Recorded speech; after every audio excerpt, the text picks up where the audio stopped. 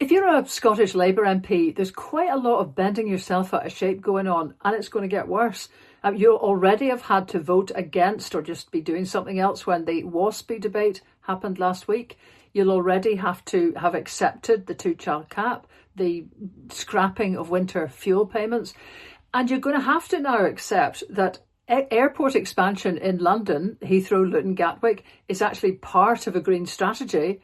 And you're going to have to accept that drilling in Rosebank, which was found to be a process that was unlawful in the Supreme Court, that is an existing application which can probably go through and will make no impact on the environment at all. And you'll have to accept that Rachel Reeves put through a big speech last week that mentioned Bedford more than Scotland. You'll have to accept all of that. That comes probably with the territory. But what about Scottish voters? We look as well in the podcast at the fact that Labour are doing pretty badly in the opinion polls, but it's that rather than an SNP surge that's predicted for the next elections here in Scotland. So a bit of a plague on all their houses, but what is going on, and can nobody seize the moment when there is such seismic change afoot because of Donald Trump? Those are the headlines. Now for the podcast.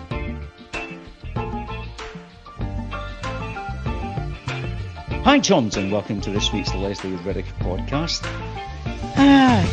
It's a funny kind of thing, that it often gets commented on how often I mention football. And I'm going to start off with football here. Yeah, I'm going to start off with Manchester United. Oh, yeah. And yeah, the chief executive, the owner of Manchester United is one Jim Radcliffe, chief executive officer, owner of Ineos. And in Rachel Reeves' recent speech, nothing for Scotland, as far as I could identify within all that framework. Lots of stuff going on in the southeast of England, and a few carrots thrown the way of the north of England, one of which was, let's give a billionaire money to redevelop Manchester United's ground, Old Trafford. I mean, is it just me, or are they actually, I'm going to use this, taking the piss, Lesley? Aye. Well, completely. And I mean, I seem to have had a tiny sort of Twitter spat-at with Malcolm Chisholm from Labour, with whom, I think I'm pretty much in agreement on most things except obviously independence. Because he was saying, yeah, there was plenty of stuff about Scotland. And I said, honest to God, Malcolm, what? But yes, I mean, it feels like 100 years ago now, but that Rachel Reeves speech was really quite something. And I mean, if I'd had a little counter going for how often Oxford, Cambridge, Heathrow, and even Bedford got mentioned more than Scotland, Yeah. So the whole focus of growth, investment, everything over the next 5 years is this Dreaming Spires kind of growth corridor with some stuff lobbed out to Manchester. Yep. In that proposal, Leeds and Teesside. And just nothing about Scotland at all. And actually, that same day, because I was listening to everything, listening to Prime Minister's questions, a Labour MP, Gordon McKee, I mean, who he anyway, had popped up to say, would the Prime Minister back an AI growth zone in Glasgow? In one of those ones that, if you're one of the very few squad that actually watch PMQs, you'll see that, most MPs will jump up and say, there's a thing in my constituency. It's incredibly important. What do you think? And then, the Prime Minister will go, well, we applaud the kind of backing that you've given, blah, blah. So anyway, Gordon McKee asks about that just after Rachel Reeves has given Scotland a total defeat, right? And he gets no answer at all. Starmer just mumbles that Scotland has real potential for AI growth zones. which is so like the real potential for jobs in GB energy, which is kind of like real potential. We're past potential, man. I mean, what is happening now in all of this? And then, of course, on the other side of all of this, I mean, I wrote a column about this, which is really trying to say if she claims that clean energy is the biggest growth area in Britain, how can you not have a single mention of renewables-rich Scotland? I mean, how is that possible? And the backhanded remarks that there were, honestly, I just about blew a gasket. The suggestion that this climate-busting third runway at Heathrow would boost Scottish salmon and whisky exports. Right, right. I mean, I guess if there was an expansion of something, in Oslo Airport, the people of Stockholm should be out there rejoicing, because there's another way they can do their own country a disservice by chucking all that exports out to somewhere else. But we're supposed to be happy, clappy people or whatever. So, I mean, and then, of course, there's just I think we're about to see yet another about turn on Rosebank. But jaw-dropping about turn there's been with that Heathrow, Gatwick, Luton expansions on the sort of green agenda that Labour had 10 minutes ago is just kind of unbelievable. And it struck me that there's all these messages coming out now, from Labour. They're basically saying air travel is okay. The climate crisis doesn't matter. Donald Trump's calling the shots, so let's talk his language. It's basically put the electric vehicle on hold and book Miami for the summer holidays. And I imagine quite a lot of people will be doing just that. But this is now with the endorsement of a government that was until 10 minutes ago saying quite the opposite. And if you, just for good measure, bats and newts can go swivel, basically. Oh, yeah. Planners are blockers. So now we've not just got that horrible bed blocking kind of word. Anybody who's in a council level and is planning anything about the local democracy is just an irritating irrelevance that gets in the way of growth. I mean, gee whiz.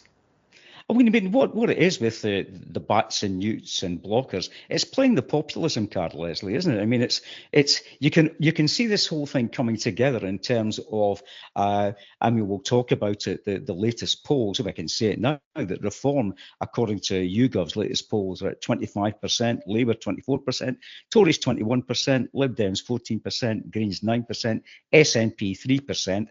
And again, we've got to take that into consideration of the weightings that go in place there. But I mean, that reaction, you can see it within that framework of having to use these populist slogans.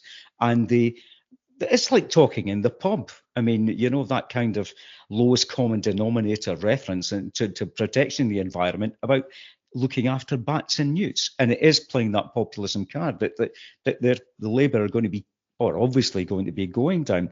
But I thought it was interesting you were talking about Rachel Reeves there, and you noted that the backdrop to her giving this underwhelming speech was a Siemens, was to promoting Siemens. And of course, the new head of GB Energy, Juergen Maier, is the ex-CEO of Siemens. And he let the cat out the bag somewhat, didn't he, this week, with again, talking about underwhelming news about what GB Energy wasn't going to do. Yeah, I mean, it's going to be 20 years before it might get to 1,000 jobs. And the first stage of jobs might be kind of 100 or a little bit more. And it's not going to be a new HQ. It's actually going to be sharing it with some bit of, the British state. And he's going to stay in Manchester because, after all, now that Man U's getting a nice bit of tax-funded kind of, why would you leave, basically? So it's just, I mean, come on, Scots, you just can read the room. They don't give a toss, and they think that we're sort of not watching, not alert to all of this.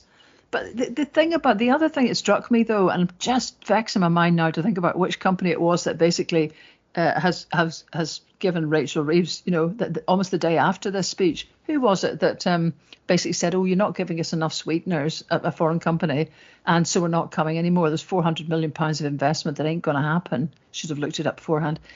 But see, there's the thing. It's like the UK is doing the branch economy stuff that the Scots are so familiar with. Yeah. I mean, these guys just, if there's not enough, I mean, the place is littered with stuff that was built to try and attract some foreign investment that just wilts at the sign of the least economic problems. And thanks to blinking Donald Trump, I think there's probably quite a lot of wilting going on. But the point was the list that she had of growth busting company names, if you listen to them, the majority of them were foreign companies. And this is not to be sort of, anti-foreign, whatever. It's just is that what we've got to now? That, the growth that's going to happen in this country is very often foreign companies, sometimes in the case of things like Equinor, a Norwegian state-owned company that comes in and basically takes a license for a UK asset that should be in the public sector. that we should be running, because we've never undone the sort of state of what Thatcher did to, so much of Britain. So you sort of sit and listen to that. I don't know, this is not going to go anywhere near trying to fix things. And the other thing that strikes me is what does actually create growth. If you look at, for example, I was suggesting Denmark, right? Its biggest firm is Novo Nordisk, and people will not have heard of that, but they will have heard of Ozempic and other kind of weight loss, diabetes sort of drugs, and that's controversial. But the firm was set up in 1923 in Denmark by Danish researchers who just grew it slowly there. And I was going to say despite, but maybe because of a comprehensive welfare state funded by around 50% personal tax rates. And the same's true of Lego, the same's true of Maersk. These are really, really big international companies that haven't gone, oh God, there's a high personal tax rate, but because they get what Denmark's about and they're paying into it. And that's homegrown growth, if you like, And the other thing that struck me was what's necessary for people to do better in all sorts of regards. When you look at the health thing, and the point will be made, because again, a scary thing in Rachel Reeves' speech was the intention to start getting in and about welfare payments again, in a very kind of Thatcherite sounding way. But the number of people who are waiting for surgeries or waiting for something that will help them get back to their ordinary lives is pretty large. Well, the same would be true of so many bits of kind of Britain and Scotland, and it's a fault of both governments, where local areas are not throwing six to start, and then they're supposed to suddenly jump up and have a huge growth rate. They've chucked 20 million quid, which is maybe the only bit of Scottish investment, and it wasn't a Reeves announcement, it predated it by a day. 20 million quid into the space company at Saxiford on Unst in Shetland. Now, that happens to be where I was up pretty close kind of last year. And these guys currently, to get to Saxiford, you have to go across using 2 ferries from Shetland. So the first one takes you to Yell, then from Yell to Unst. Both those ferries are 30 years old plus. They're both being run by agency staff because local people make more money out of fish farms and so on. Those people coming face south don't know the kind of quirks of the old lady ferries that they're running. So the number of breakdowns is legion. And you look then about how are we going to get growth and productivity running at Saxiford? It would be just actually putting the basics of reliable transport in. And that sounds boring compared to all the growth, Siemens and all those kind of big companies throwing it around. But the problem for Saxiford will be that its own population is actually depopulating at the moment because people are just sick and tired of not being able to make any appointments on the mainland of Shetland, and they want tunnels. So I just think around the place there's so much of this that we're not throwing six to start, and we're not giving people what they need to be able to sort of make a fist of the ideas that they have around them. And all of that ends up being growth at a sort of micro level all around the place without you orchestrating it. People just using their heads, particularly on energy, to fuel lots of ideas, which is happening, places like Egg. But that could happen everywhere if we just got those basics right. Yeah, but the thing about it is that it's the top-down inward investment that Reeves seems to be going for, and damn everything else. Because I note that, again, what has happened in the last few days was Lord Erich in the Court of Session in Edinburgh said that Rosebank and Jackdaw oil and gas fields should be put on hold going into production. Development can still take place there. It should be put on hold because there hadn't been detailed enough analysis done of the overall impact, not just of the extraction of the oil and gas, but the actual impact it would have on the climate of the use of the oil and gas. Now, we kind of suspected that from the groundbreaking Horse Hill judgment in, I think it was Surrey, wasn't it, about a year, 18 months ago, and Uplift and Greenpeace took this on board. And what's going on there? I mean, and that seems to be highlighting a fact, a split that appears to be taking within the Labour Party, and also interestingly between Scottish Labour and the GMB up here. So Scottish Labour and GMB seems to be all in favour of developing Rosebank and Jackdaw, but there seems to be a split between the Reeves camp, go for growth and damn these newts and bats, and let's open up Rosebank and Jackdaw, because using Jesuitical kind of analysis, we said in our manifesto that we were going to continue to give the go-ahead to oil and gas fields that already had licenses, but we weren't going to issue new ones. And that seems to be the wedge that she seems to be suggesting that would permit, with a reanalysis, for the license to be continued to extract. But Miliband, it appears, is very anti this, and they're going to be putting out a statement in late spring from the energy sector, from his department, which would probably put the kibosh on it. And there seems to be a split again within Scottish Labour MPs, most of whom would appear on the surface. We'll see what happens in reality if Keir Starmer changes his mind on this, who appear to be opposed to the development of Rosebank Jackdaw. Well, actually, just before we came on air, Miliband was asked in the Commons specifically about whether his government views Rosebank as an existing application or a new one, just as you say, and did a tremendously sort of whoopsie-doozy sort of way of not answering, and said, this is an individual planning case. I'm going to be careful what I say. The last government made an unlawful decision. According to the court, we are going to follow due process, the end. So nothing there. But I think, as you say, there should be a blooming meltdown within Labour about whether they're going to horse on with all of this, because it drives a coach and horses through pretty much, well, the law, just everything actually. Yeah. Their promises about the green transition, but just now they're looking so mini Trump-like in that sort of, here's what we just need to have, devil take the hindmost. The bats and whatever can swivel. Any little people that object, just get out of the way. And we're just going hell for leather for drill, baby, drill. I mean, that's what this looks like. And it's hard to see how anybody could argue with that if they do go ahead. and yes, they will have to make a decision at some point. I mean, the other thing that was actually talked about was something which Simon Brooke, a regular listener, had corrected us about. Actually, you've got the details of it. But it was basically the notion that that kind of sustainable aviation fuels could address the problem of expansion at Heathrow, Gatwick, Luton, and so on. Carla Denyer, who's the Green Party co-leader, she has just been on her feet in the Commons saying it's completely unrealistic because it would require the use of half the UK's agricultural land to produce that fuel. I mean, Simon put it a lot more forcefully. Yes, I mean, what Simon did, and I mean, me being me, I thought, well, this looks appalling what he's actually just said. I went and did the fact checks based on data from IATA and other industry bodies.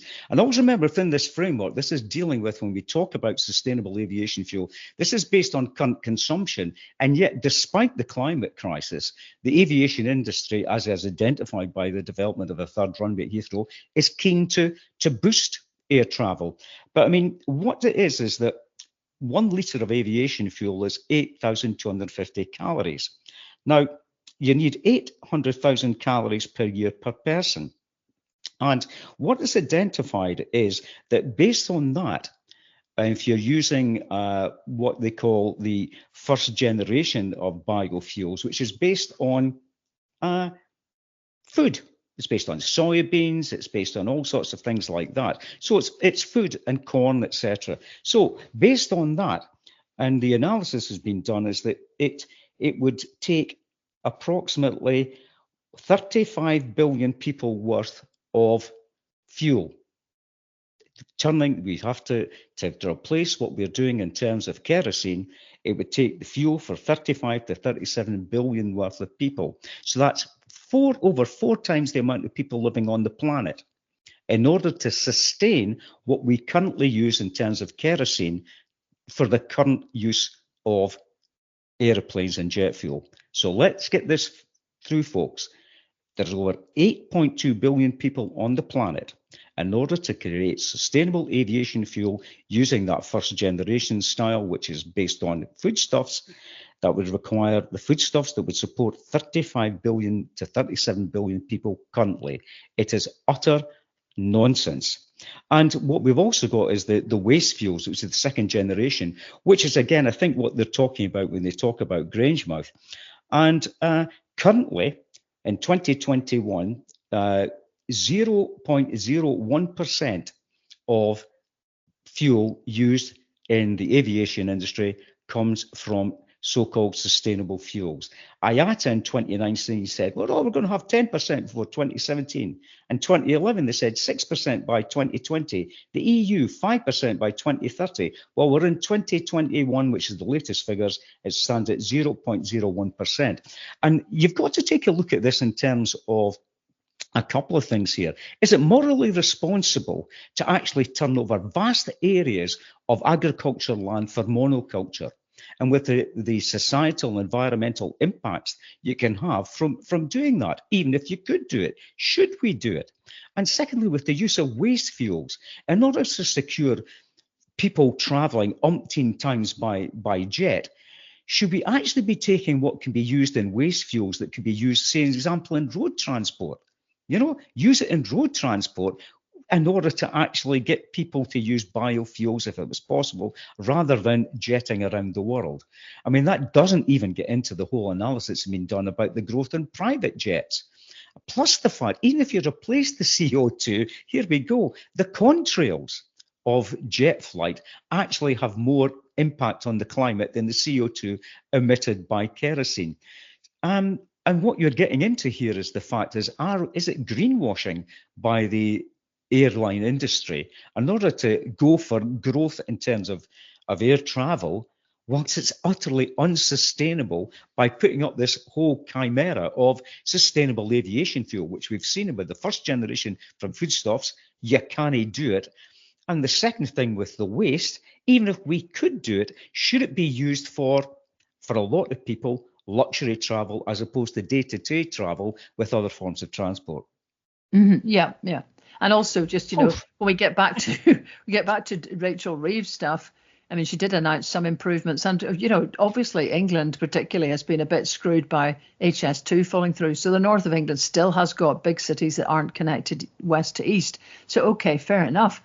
But this just shows you where we've just accepted stuff, because if Scots were going to travel to Europe, the ideal thing would be to have the level of high-speed rail that connects us via England. To make that a going proposition that's roughly affordable. And I mean, in a way, you end up not even stating this, because it's stating the bleeding obvious that we just don't have that. It was never going to come with HS2. We weren't going to be connected to it. And so, we're sitting here marooned in a way with train systems that just aren't given priority, haven't been finished. And, if the north of England doesn't get attention, Scotland's not even anywhere in that, so...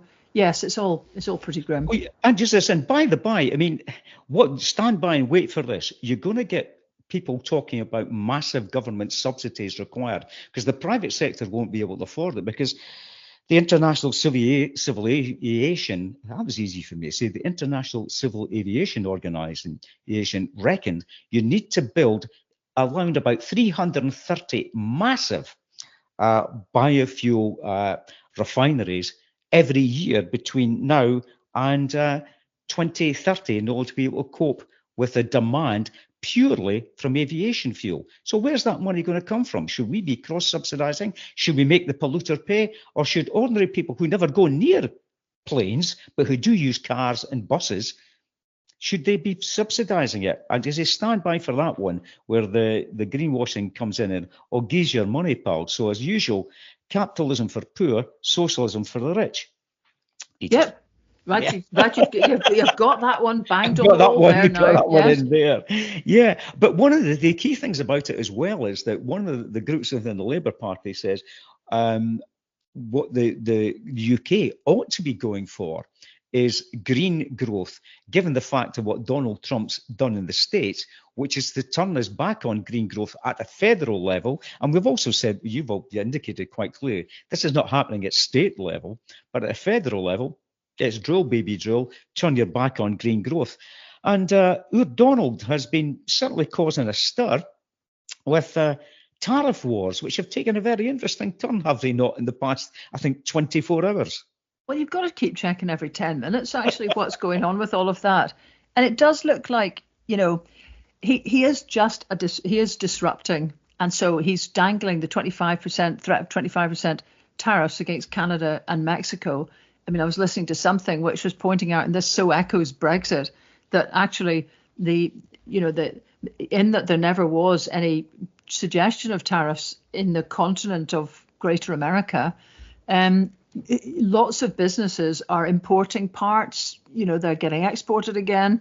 Because the border hasn't meant very much, there's a huge integration of things working across all those three countries, which would suddenly be nightmarish to try to kind of, or in fact not nightmarish, Brexitish actually, to be able to try and get in and deal with. There's also lots of, just boringly, but it's the sort of thing people will notice, there's lots of fruit and vegetables and stuff coming from Mexico. I mean, you'll notice that the prices go up if you're an American pretty quickly if all of that went ahead.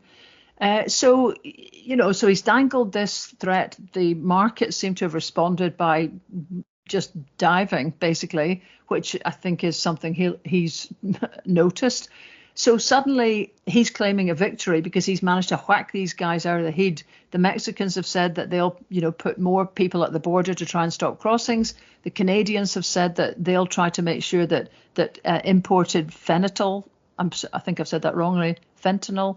Which is a kind of prescription drug that's become an epidemic in the States, which he claims is coming in from China via Canada. They'll do something to kind of, crack down on that going across the border. So it looks like everyone's basically puckered up, like little obedient lapdogs. Yeah, we'll do that. Just don't. And okay, so he can claim some victory there. But where we're heading, I mean, dear knows, and most people, I guess, will not be, international trade will not be their sort of mastermind special subject, let's say. And yet, if you're looking at China, there's the big one. And there's something interesting in that, because quite apart from everyone will know that he's threatening, I can't remember if it's 10% or 15% on different things. And the Chinese have come back and said, right, well, we'll take Google to court, and, we're going to look at a whole lot of stuff you're doing that we think is a restriction of trade. But just a small print down there, they've basically they've banned the export of rare earth minerals, which you'll hear a lot more about these, actually, because many of them, I haven't got in front of me all the name. You'd look at them and you'd think, I don't recognize a single one of them. But they are the kind of components that go into all the tech that we are now seeing, from our phones to everything else. The Chinese are the world's biggest processors of rare earth minerals. And at number 8 on the pop chart there comes Greenland. So that is one. I did a little kind of explainer video thing, which, is looking at the various reasons for what Trump is onto. But if you start looking then at more small print, yesterday, Donald Trump was basically saying that a quid pro quo for continuing support to Ukraine is valuable rare earths. So he says, we're going to do a deal with Ukraine where they're going to secure what we're giving them with their rare earths. So, when you come back to what the Trump, Musk, all that kind of, tech bro stuff is trying to push forward with big AI, with big, undercut by another Chinese firm, I think just last week, basically. Mm-hmm. But, if that's the future where he sees it being, then actually, if you look at where he's trying to get rare earths from where he can, where they can come, he's had to write China off because they've already decided they're keeping that because that's how they, that's the fundament of their own industry. And that's part of the reason that he's got this kind of, lecherous eye basically on Greenland, which has encouraged the EU leaders to come out backing Denmark and Greenland by saying basically bugger off in polite language, but that's an incredible scenario to think that that Trump would seriously think of sort of invading a NATO partner, which is what Greenland belonging to Denmark actually is. Yeah, I mean, it does.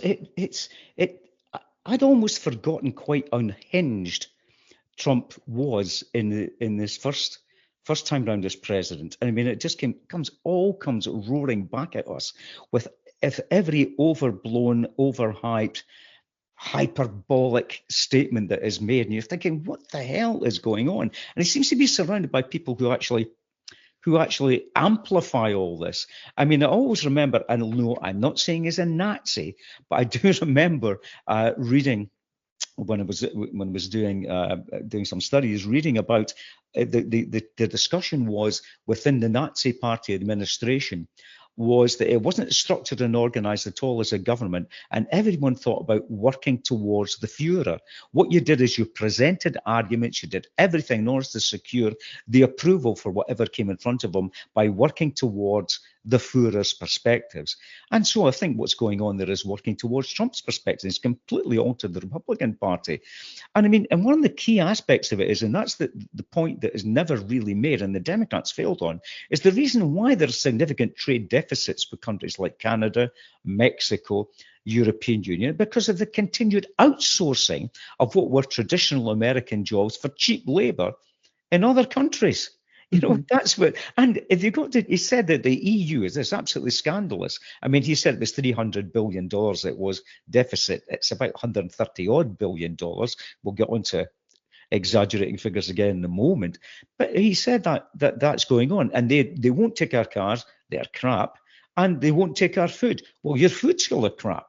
You know, and there are logical reasons behind this, you know. And what's also happened with Mexico is that the EU has gone to Mexico, EU car manufacturers based themselves in Mexico in order to secure that. But one of the key things behind it, Lesley, because I was listening to the new Caroline Leavitt, White House spokesperson, and I thought, have I actually heard this correctly? She claimed that fentanyl has killed tens of millions of Americans. And I noted in the BBC's reporting of this on their website, millions of North Americans have been killed by fentanyl. And I thought, that sounds in a not tens of millions of Americans. So I went and looked it up. In total, and this is an appalling figure, for deaths from overdoses from all drugs, and were in 2023 were 113,000. Not tens of millions, and that's from all sources. And the paradox about it is, as well, as he goes on about Canada and fentanyl, they've identified, and this is the US Drugs Administration has said, 1% of the fentanyl that comes into the United States of America comes from Canada. You know, so it's this oddity here, is it? And Canada had already instituted significant measures in December to try and block off that route. Similarly with Mexico, they're actually instituted with the new president, Sheinbaum, they've instituted measurements already to block off the route.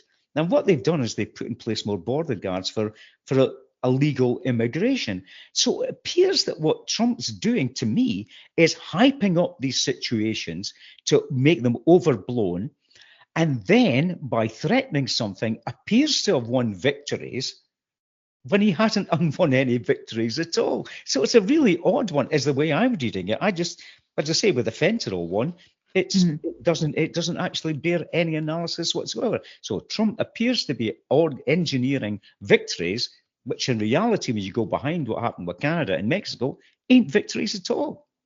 And just behind all of this, and this was something I got into in the Greenland thing, the thing that I hadn't realized is actually how much in the past the Americans have solved what they regard as problems, or actually gained territory, some of the states, by literally buying them. So, it sounds crazy, a bit crazy here, although, hey, let's look at the British Empire. We didn't do anything as lofty as buying stuff. We just, took it. So, but I mean, Louisiana, for example, bought from the French in 1803. Florida, Mar-a-Lago, bit of a clue in the name there, bought from Spain in 1821. And they tried to buy Canada in the 1850s, ended up buying Alaska instead from the Russians, who were just very keen that land shouldn't go to the Brits, who at that point were the huge expansionist, superpower of the time, 1867. So, I mean, all of this kind of, it looks to us just completely wild, this idea that you're going to go and buy something just because you're worried about whether the Chinese are going to get it, and then they've got even more rare earth minerals or, whatever. And the other thing just to have a look at is, I mean, jaw-dropping stuff about what the Americans have done in Greenland. They ended up, they had a US base there. I'm allowed in actually by the Danes, who in the war, they were occupied by the Nazis. So their guys said, yeah, you could basically act like a protectorate to the Americans. I mean, protect Greenland because we can't. And so they never left. They put an early warning sort of system up, and then they just started to expand what they were doing in just unbelievable ways. I mean, they built up one project, Camp Century, which was a military base under the ice for 200 people. But then they were developing Project Iceworm, which was, and I've had to check this about 7 times, 52,000 miles of tunnels under the ice to store 600 nuclear medium-range ballistic missiles. Jeez. And the only reason they didn't go ahead with it is because the ice, blow me, was unstable. And sort of like everybody's skating over this, but that, that was partly because the Greenland is closer to everybody the Americans feel threatened by, viz. Russia, sort of over the top, as it were. But that's some blimmin' track record. So it's no wonder that currently, the Greenlanders are, there's a poll done amongst them. It said that a larger share of the population see North Korea and Iran. No, hang on a minute. They see Trump and the States as a larger threat than North Korea and Iran. And, Greenlanders, 78% want to be Greenlandic, independent otherwise, but just not kind of getting swept into the, sweaty palm of Donald Trump. But anyway, it's like every time he does something, it shines a light on strange crevices of history and behavior, which we haven't really sort of looked at before. So we're all aware of it now. And I just wonder how much road he's got left. Clearly, the EU are papping it, as to how much tariff-wise is going to be sent to them. And then Keir Starmer is doing a kind of amusing, if you're just sort of watching it from the sidelines, little dance between sort of trying to curry up a wee bit to the EU, given that, that's our day-to-day markets and so on, but realizing that Donald Trump frickin' hates the EU, sort of currying back again just to try and stay in some nebulous holding position in the middle somewhere so that, Britain doesn't get whacked. God almighty, what have we come to?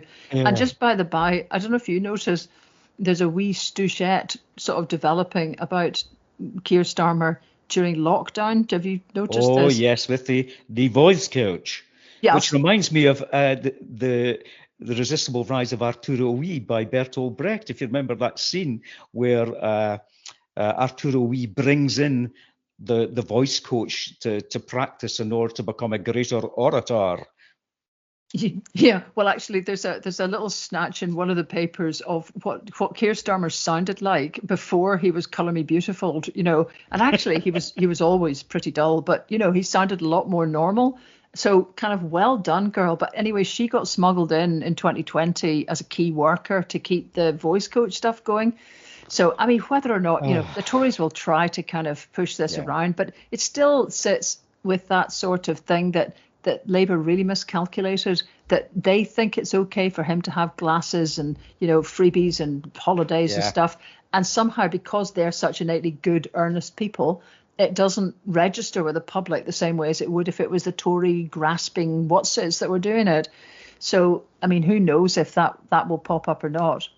Yeah, but I mean, it does fuel the populism, doesn't it? I mean, I'm using that term in its broadest sense to mean the right-wing populism, which was signified by the growth in the reform. And the poll actually showed that I think it was a quarter of people who voted Conservative the last general election had now switched in this YouGov poll to consider voting reform. But there must be, I think, a significant number of people who voted Labour. And because of the fact of the lack of the Labour narrative. And again, going down what happened to the Democrats, the United States of America, the centrist, liberal, neo-capitalist route that the Labour Party seems to have grasped onto. The rhetoric of change, and the change now being made is, look at folks, it's folk on welfare, it's WASPy women, it's all these folk who are going to, it's the retaining of the two-child benefit cap. And the thrusting, because of that lack of an alternative left-wing reform agenda, throwing people towards, if we're looking for a solution in England, it's reform, and it's there. And I note that one of the more interesting responses, and again, it kind of links back to Trump, and the interesting responses have been within the Conservative Party, when you actually had Suella Braverman, and I've got to remind yourself, she's still an MP, and she was the Home Secretary, trotting off, and it just so happened to be walking behind her as that piece of human ordure, Lawrence Fox, arriving at the same time to sort of like dance attendance on Donald Trump, but not actually get into the actual inauguration, but to be present at rallies. And Braverman gave a speech to the Heritage Foundation, that right-wing think tank who are behind Project 2025, that many of the elements that they put within that are now coming to fruition within the Trump policy platform. But she took the time out at the Margaret Thatcher Memorial speech to turn around and talk about mass migration being an existential crisis. Millions of people coming to the UK do not have its best interests at heart and refuse to assimilate or integrate. And she said, now remember, because Sue Ellen Braverman's parents were migrants, she said, though, too many migrants these days just want to take controlled migration of, and I love this word, yesteryear. That's a bit oldie worldly. Yesteryear were much more about giving, like my parents. But the point that you made about the threat from Iran and North Korea, she referred to J.D. Vance suggesting that the UK could become the first Islamist nation with nuclear weapons. And she said, is it a possibility that 20 years from now it will be the UK, not China or Russia, that will emerge as the greatest strategic threat to the USA? Honestly, this is like, when something like this is said, it's like the pink elephant. Once it's said, it's an image. Or like cats being banned. God almighty, yes. John Swilly having to spend serious time sort of, talking that one down. And then just to go back, though, to your reform thing, something that I read, a survey had suggested that 64 of the top 100 seats that reform might win are Labour. And they include seats like Ed Miliband and Bridget Phillipson. There's quite a lot of sort of big beasts in there. And I was put to thinking about that because I spoke to a guy recently here in Fife. He is a Fife local. He's setting up a new business and, very cheery guy, whatever. And basically, he likes Donald Trump. He's a Trump supporter, which took me aback somewhat. And he voted yes in the independence referendum. Mm-hmm. So you're kind of thinking, right. But, in a long conversation with him, what became really apparent was he is had it with the level of just, bureaucratic objections to anything being done and the lack of basic stuff working in Scotland and Britain. And I think this is something disruptive is appealing. And strangely for him, independence would have done it. That would have been disruptive enough to stick around and see what, how the dust settled and whether we could have a better society, basically. Or, a Trump type disruption. Yep, that'll do for him as well. The thing that will not do for him is just incremental, nicey, a little sugar here, a sugar there kind of stuff, because he is ready to leave Scotland. And he might, sure enough, I'm sure many of us listening to this who are, seen our 21st birthdays a couple of times, will think of times where we just thought, I've had enough of this and let's go somewhere else. And you don't do it. But actually, there's an awful lot of younger people are doing it, especially when they're being consciously recruited by Australia and places like this. So it's kind of it's strange that two clumps should be there. Now, whether the independence proposition that comes from John Swinney and the SNP is, disrupted. Sounds like it's going to change enough for him to stick around, or to think that he'll actually, he'll go this away instead of onto the reform Trump axis. Fac ends. And that, just to chuck stuff in while we're at it, there's a lot of changes, although the opinion polls are still suggesting that Labour is going to basically implode at this rate at the next election. The guru himself, John Curtis, has said, that what's really happening is Labour's difficulties just continue. And actually, the SNP is slipping back on the current polls compared to previous ones.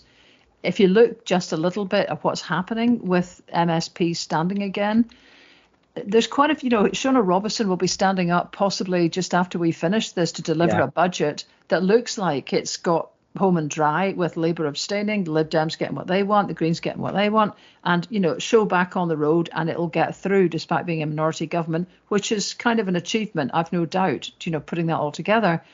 But she hasn't confirmed she's standing again. So it's not just, there's still Nicola Sturgeon, there's a whole list of others.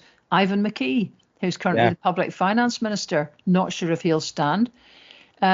Michelle Thompson has already said she's going to leave. And one interesting point about that is that those two were some of the biggest supporters of Kate Forbes for the leadership. If you're going to chuck the whole lot of it in, Stephen Flynn looks like that slightly gubbed kind of attempt to get a seat in Aberdeenshire, which just looked like it was basically poaching the seat of Audrey Nicholl and was just a bit cat-candid.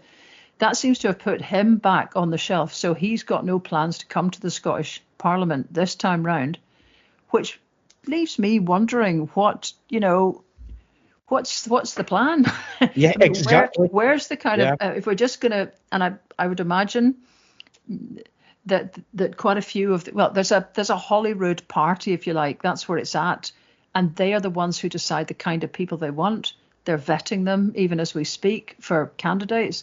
So, is somebody that's going to be, because again, coming back to the guy I was speaking to, what he was very much about leaders, so that, again, Trump was an eye-catching leader, and what he felt was independents needed an eye-catching leader. Now, chance would be a fine thing and so on. But still, if that's, some of that is the name of the game, you do look at where we are now and think, well, who will be coming after John Swinney? So it's, I know everyone can sit back and kind of go, well, look, this is better than a punch in the throat, which is where we thought we were going. Yeah. But it's not, the underlying conditions within the SNP don't look entirely sunny. And I do wonder what will happen when we would even know, since so little of this is ever, naturally enough, is ever made public, And then, of course, we've still got Operation Branchform rumbling on with, whether that will, where the Polis are now quite clearly coming out saying, we have given the stuff to the Crown Office. It ain't us, Gov. Yeah. So, people are expecting the Crown Office now to have to just finally put up or shut up. And that will have a big impact, I guess, on staff as well.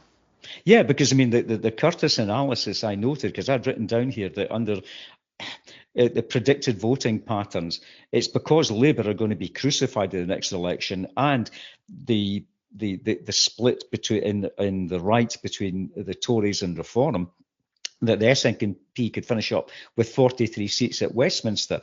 To which my genuine reply was, and so fecking what? Unless, I've heard someone who used to be very close in the middle of all of this suggesting that there could be a plan to make the next Westminster election the de facto referendum. Yep. So that's 2029. You begin to think, I don't know, what age will I be then? Sort of. Well, I will be 77. It's a nice round number, actually, Pat.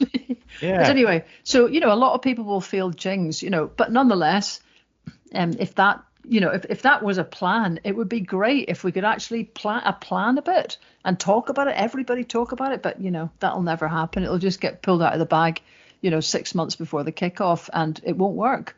So, but nonetheless, that could be a plan. And I quite appreciate there's a lot of people just, will just be despairing at these kind of indirect ways to try and do something that ought to be direct. But here we are, and you're going to get something disruptive. You've got to have a moment. You've got to have a campaign. You've got to have a leader. You've got to have everybody really working together. If Alba do, they're on 7% on the list, only 2% on the first past the post bit in the Scottish elections. Yeah. Which does seem to suggest that a lot of people are saying to Alba, don't split the vote in constituencies, please. But we would think about giving you a vote on the list because, at the moment, it looks like the SNP will clean up again on the first bit. If there is, if there's whatever is supposed to be 7 MSPs from Alba, there's more Greens. There will have to be the joint working that currently is proving to be absolutely impossible to do. So anyway, that's just a ponder about the future. Well, I noticed again, that Neil Finlay said that at one point there were discussions about some form of joint working between the SNP and the previous incarnation of the Labour Party in Scotland, I presume under Richard Leonard. And I mean, to me, that has always been at my gut level with the Labour Party in Scotland, as I used to know it. The natural allies are between the SNP and the Labour Party working together. But as I say, the constitutional issue continues to actually divert us from the realities of tackling poverty. And when you have people whom in the Labour Party standing up and for means testing and not getting rid of the two-child benefit, and you're thinking to yourself, hang on a minute here, Paul, what do you actually stand for anymore? And that's why people like Brian Leishman and Monica Lennon, I mean, I wonder what the hell they're still doing within the Labour Party, because it bears absolutely no resemblance to the one I used to know, and the vast majority of people who, from my background, knew in the Labour Party here. But that's. But yes, I mean, I noted and got a sort of frisky response from Baroness Margaret Curran, which is a sentence I never fully expected to say. I noticed in some, I think it was Radio Scotland interviews, she was introduced as Baroness Margaret Curran and sounded a bit, I think we can just lose the Baroness bit. But you can't lose it, see, because once you're there, you're there. So I looked to see, I thought, when did she become a Baroness then? I must have missed that. So I was on Twitter anyway, so I sort of looked for her there, not a mention. And actually, it went right over the period when she was elevated, I think is the right word. So she didn't, she, I think, obviously felt not good enough about it to kind of want to fluff it up on Twitter. And I made the point that although I actually like Margaret, it's a pretty bad look, it really is. And so she did come back and sort of said, oh, well, I must, I'm not always up to date on my Twitter account, whatever, it's nae a biggie. Yeah, but you were tweeting about other things, Margaret, Yeah. So it's kind of, in the end, you're forced to become the kind of person that UK Labour expects you to be. And as you say, it expects you to jump when you're told, to not take cognizance of what the Scottish dimension of politics is, to faithfully jump, toe the line on all sorts of stuff you probably came into politics to oppose, just to show how blooming hard-nosed Keir Starmer and Rachel Reeves are.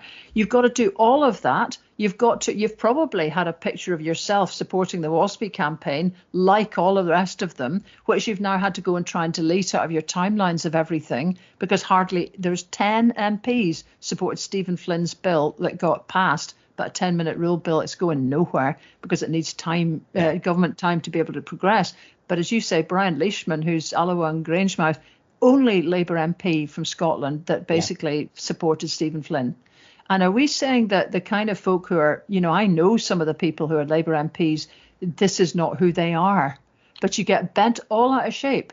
And so Margaret will have been told, you've just got to jump to it. We need to pack the Lords because we're going to push. I mean, dear knows, I don't know what their strategy is, but there's always some reason why this ludicrous thing cannot be just completely axed.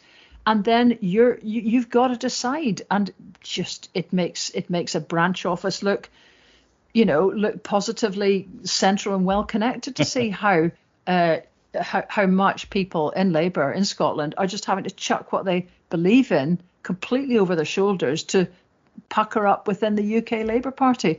And that will make them lose. I mean, this is the other thing that's mind-blowing. It's like, who will ever sort of just go, I mean, okay, I can see that you think that all of us pretending that we're like English MPs and we're all, great loyalists, that will work. But hello, here's all these opinion polls that are basically saying the more that we just look like a lot of brown-nosing, what's-its that don't give a shit about people in poverty and a kind of social democratic society in Scotland, which is what the common wheel of it is, the more that we're being shown to be at odds with that, the less likely we are to win a bloody election, whether it's Scottish or general election or anything. And on the little boat sails, to some sort of oblivion, which... Yeah, because that's the whole thing I was thinking about. Every time one of these sooks of the Labour MPs Scottish Labour MPs stand up and say, and fundamentally the quote, don't you think, Prime Minister, the Scottish Government, the SNP Scottish Government is absolutely crap? Oh, yes. And I think to myself, you're sooking up to somebody that, A, doesn't look as if Wes Streeting will have his way, will continue to be leader of the Labour Party for very long, and secondly, it looks as if they're going to actually tank it at the next general election. So you'll be out and your government will be out, and where did your sooking up get you to? Yeah, well, that's always the trouble with sooking up. But anyway, yes. Yeah, but on a lighter note, Really? went to the pictures, again, as I say, to see Saturday Night, which is a really interesting idea about doing in real time about the hour and a half that led up to the first night, I think in 1979, of Saturday Night Live, the American comedy show, which has become an institution in the States. Really, really interesting film, really enjoyable, frenetic to the last. But the big thing about it was the film itself had comedic bits in it, but bizarrely, any time somebody stood up and did one of the so-called comedy routines that appeared on Saturday Night Live, that everybody in the movie was laughing outrageously at. I thought, is that supposed to be funny, Paul?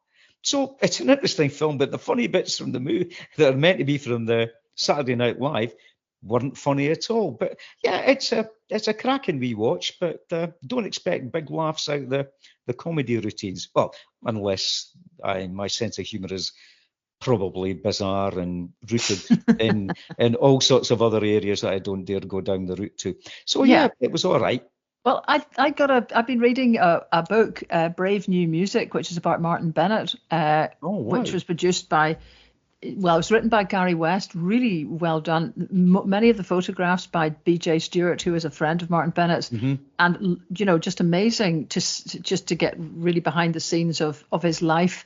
So if anybody, I think if you're interested in Martin Bennett, if you've been to a Grit Orchestra concert and you just want to know a bit behind whatever put that together and what created the incredible loyalty amongst friends that they, for 10 years, have put together an orchestra without much funding to try to keep his music alive and then ending up with sellout concerts all over Scotland.